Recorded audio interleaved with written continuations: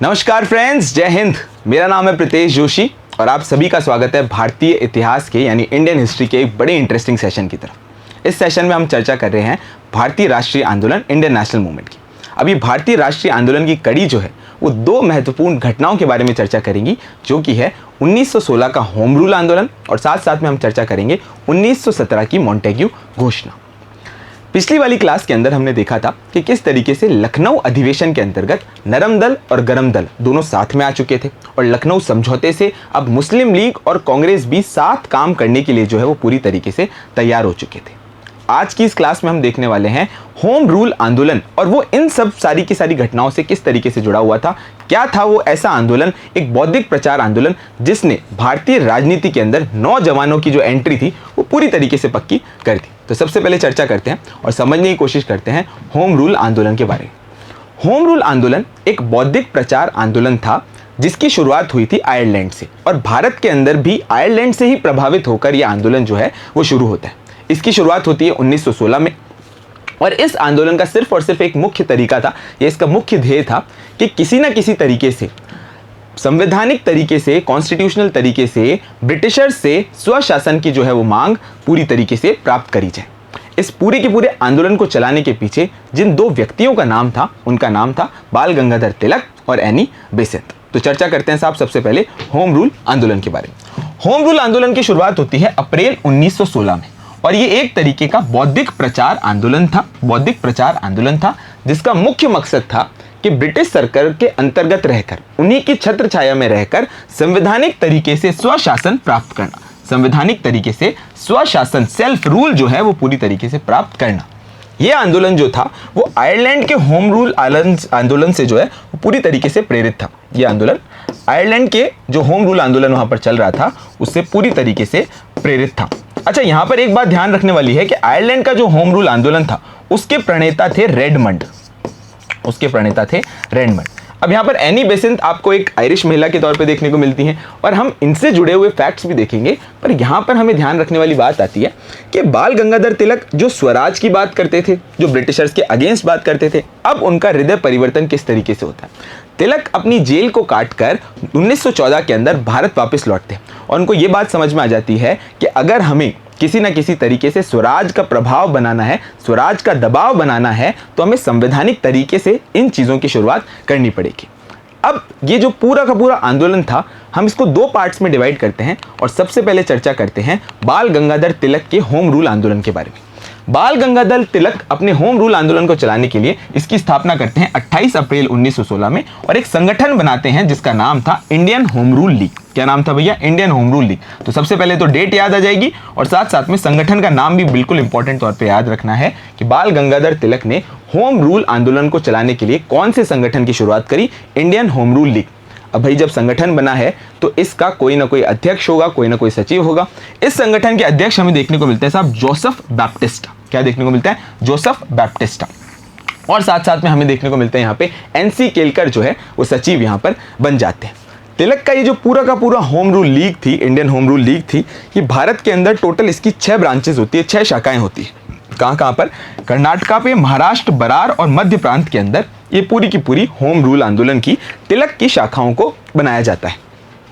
अब बाल गंगाधर तिलक इन शाखाओं के अंदर करते क्या हैं, या होम रूल आंदोलन के अंदर किन चीज़ों की बात रखी जाती है, उनके ऊपर चर्चा कर लेते हैं। यहाँ पर रचनात्मक कार्यक्रम यानी कंस्ट्रक्टिव प्रोग्राम्स करे जाते हैं, जैसे कि जितने भी नव युवक लीडर्स हैं उनको भारत के बारे में बताया जाए, कई सारी लाइब्रेरी खोली जाए, बड़े बड़े पैम्फलेट जो हैं वो बांटे जाएं और लोगों को सामान्य तौर पर जागरूक करना यानी अवेयर करने की कोशिश यहाँ पर की गई।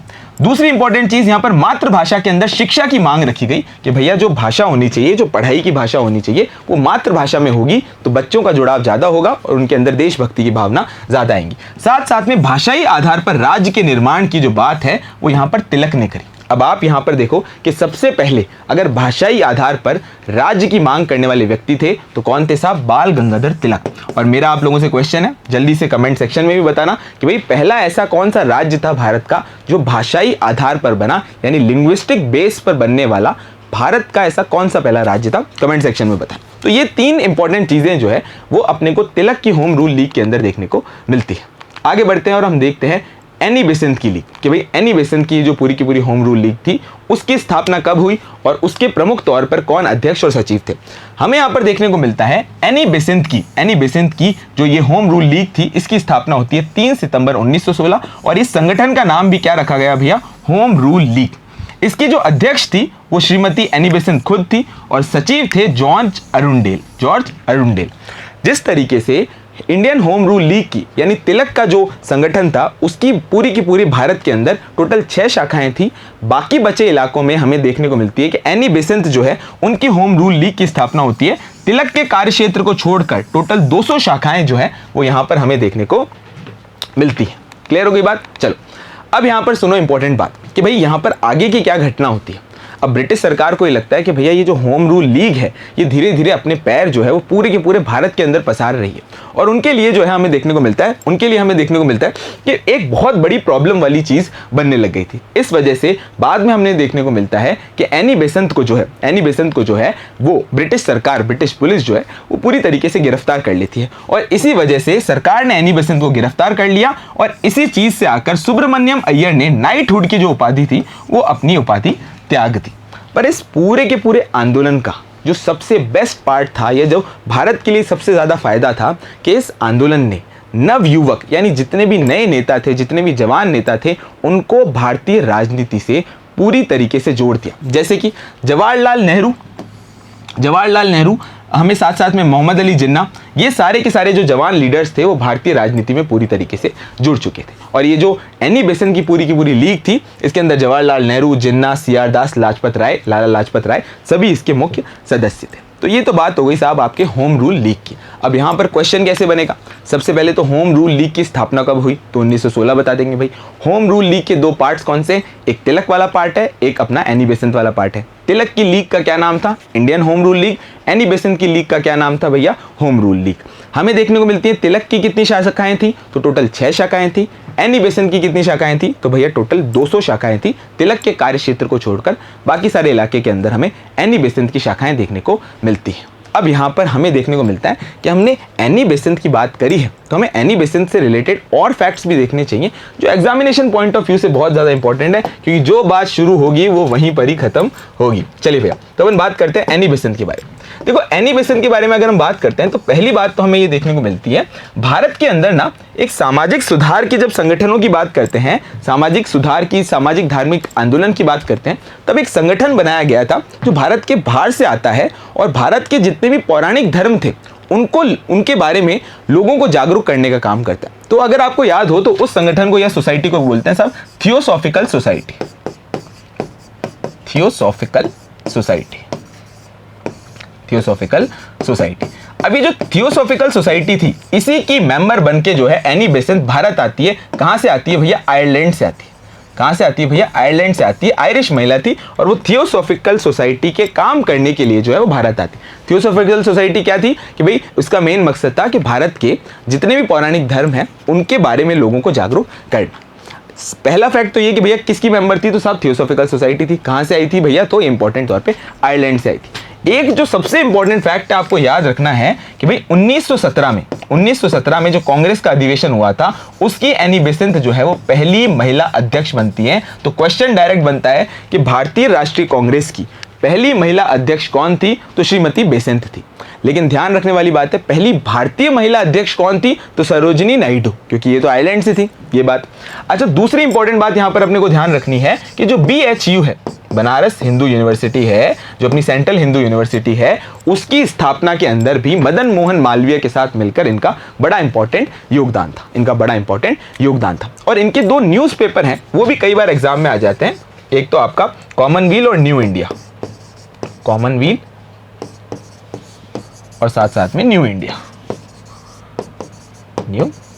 तो ये 2 इनके इंपॉर्टेंट अखबार हैं जो अपने को याद रखने हैं। जितने भी इंपॉर्टेंट अपन आने वाले समय में जितने भी अपन इंपॉर्टेंट नेता देखेंगे, जितने भी इंपॉर्टेंट लीडर्स देखेंगे, जितने भी सामाजिक धार्मिक सुधार आंदोलन से रिलेटेड सुधारकर्ता देखेंगे, उन सभी के अखबार जरूर होते हैं और उनसे ज़्यादा से ज़्यादा हमें क्वेश्चन देखने को मिलते हैं। तो ये तो बात हो गई साहब होम रूल आंदोलन के बारे में। सारे क्वेश्चन अपने दिमाग में बिठा लो, चीज़ों को बार बार याद रख लो। भाई होम रूल है तो भारत में क्या लेना है भैया, होम का रूल लेकर आना है, स्वशासन लेकर आना है। कोशिश किसने करी थी, एनी बेसेंट और तिलक साहब ने करी थी। चले भाई चलो अब आगे बढ़ते हैं साहब, क्या हुआ।